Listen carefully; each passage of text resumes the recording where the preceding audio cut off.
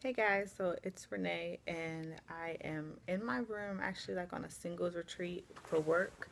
And at first, I was kind of like, I don't know, I'm just going to, um, get away, free food, free hotel, free little mini trip, why not?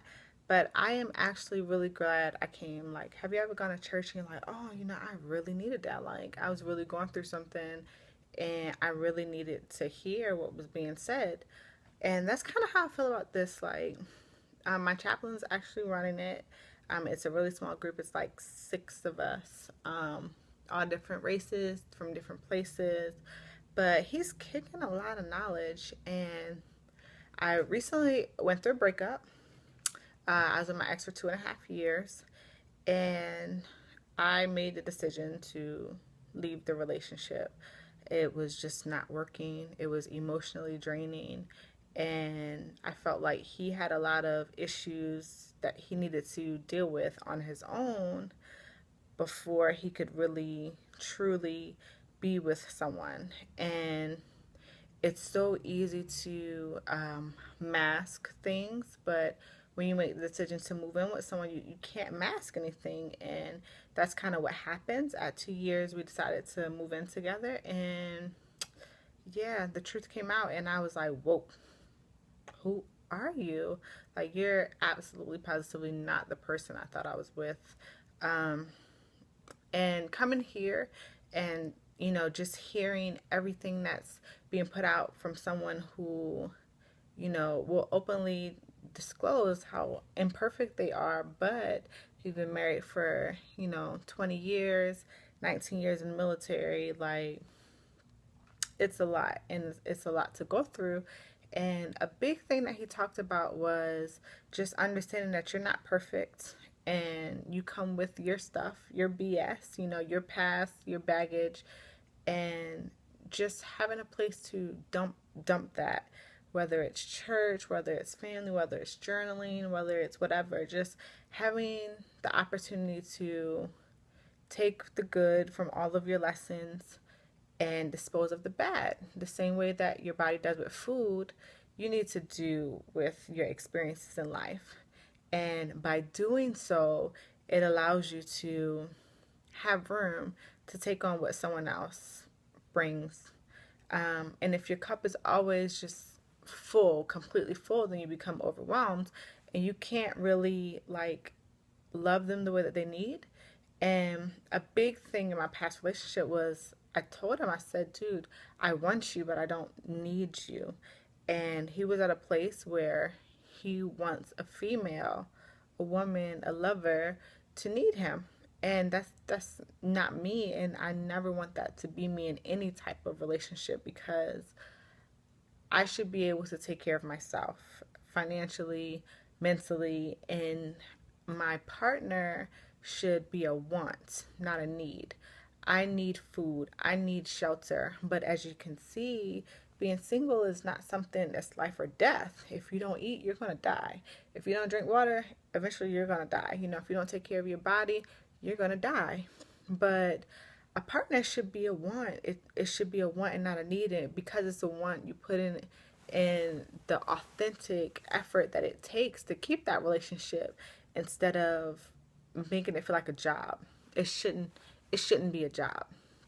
So that was really a big thing that he talked about, just making sure that your cup, you have a place to dump your BS, or your bad days or your emotions, have a place to really process a lot of stuff and process it and let it go.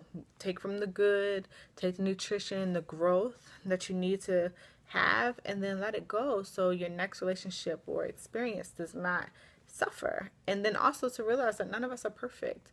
Everyone comes with baggage, especially at my age. I'm 29. Most people have children, past relationships, relationships with their family and their friends and their moms, things that they've done, things that people have done to them. Like, everyone has baggage, but you have to realize that no, okay, there is some baggage that's too much. But for the most part, no one's baggage is really worse than the other. per se. In the same way that you want someone to love and respect and get to know you and trust you and, love you beyond your faults, you have to do that for the person that you want to build a relationship with. And that's huge for me. That's huge. Like, I really try to be a non-judgmental person, and that works. But when people come into my life and they judge every little thing, every little aspect, every little area, every little flaw, every little detail, it becomes overwhelming, and it becomes like, why am I even wasting my time? When you put on your pants the same way that I do, so why are you pretending like you're so much better? Dude, really.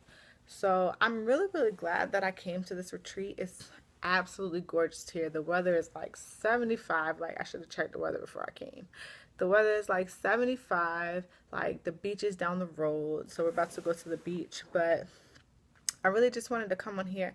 I was going to come on here and speak about my breakup anyway, because like I said, I'm 29. And I've been in this relationship for a while, so I kind of feel like people are like, oh, she's single again.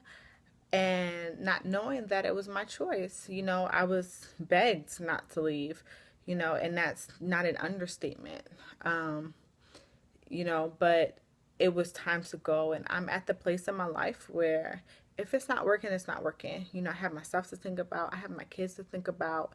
And I'd rather be by myself and do me and continue to build my foundation until the right person comes along. I absolutely positively will not be unhappy with someone. And I tried in that relationship. I really did. I asked him to seek help, to maybe speak to someone, a church member, a pastor, a therapist. Like, there was some deep rooted underlying issues that I feel like were being taken out on me because I was the closest person. And that's one thing that we talked about, how we're comfortable behind the weapon because we are military. But you want to make sure that when you're dealing with someone in their firing zone, the issues that cause them to spark, you want to kind of be behind it and not be in front, or you're going to be the casualty. And in that relationship, I was the casualty, and I decided to leave. And I'm really proud of myself because I'm so much happier. Like, my mom's like, oh my God, like, you're glowing, like, you're so happy. And I am truly free. I am. I do what I want, and not saying, oh, I just do what I want and talk to who I want and blah, blah, blah. No. And in a sense of, I'm able to build relationships with people that I work with because that relationship was stifling and everything was an insecurity. I couldn't talk to anyone, male or female. I couldn't, build relationships with my battle buddies. I couldn't even play on a baseball team. Like, dude, really, it's softball. So I can do that. I can do my YouTube. I can come on this retreat. I can do little things and just be myself. And honestly, a relationship that I'm going to be in and participate in is going to be one where I can be myself. I choose no other way to be. And that relationship was really stifling. There were a lot of insecurities that were stifling. And I'm glad that I had the strength to leave and the mindset to not just be like, oh, well, I'm 29, I want to get married, I want to do this, and I want to do that, and I care about what people think and how they see me. No, I was like, you know what? I'm 29, and I know myself, and I'm not happy, and I know when everyone asks me what my goals are, where I see myself, all the things that I want in life, the underlying thing is happiness. And when I sit in a car and I'm like, dude, I'm miserable.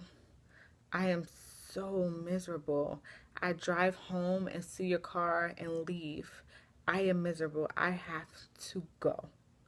And that's how it was. So I know this channel has kind of become a couponing channel, but it's not. It's just all the little bits and pieces of me.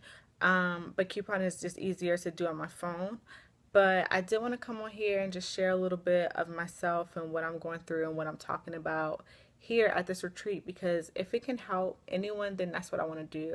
I've kind of inherited a couple of little sisters, which is kind of cool. And, just being able to share life experiences with them and talk to them about things that I've gone through and kind of talk to them so they just make better decisions than me, the same way my sister did to me. So YouTube for me is kind of that also. You know, when something just touches my heart and I want to talk to you about it, I will. I will. I've gone through a lot. I might not think so because I'm always smiling and giddy and, you know, really have a strong head on my shoulders, but that's because I've gone through a lot. I really have. So thank you guys for spending this 10 minutes with me. I'm me rambling, but definitely, if you're in a relationship, if you're thinking about getting in a relationship, just think about, you know, what you're bringing into it and make sure that you have processed through all of your baggage and know your checklist and what you already bring in. So that way, maybe you can warn the other person, hey, this A, B, and C, if we talk about it, it's gonna, you know, possibly make me blow up. So let's build some more trust and respect and loyalty and cushion before we go A, B, and C. You know, I don't want you to be a casualty because I care about you. Or, you know, just being self-aware so that way you can understand that you're not perfect, we're not perfect, I'm not perfect. And when the other person starts revealing things about themselves that are imperfections and that they would maybe normally hide or not share or be ashamed of, you can be like, hey, you know what, I'm not perfect either, but I care about you and we can work through this. And that's it. That's the goal. So thank you. Bye.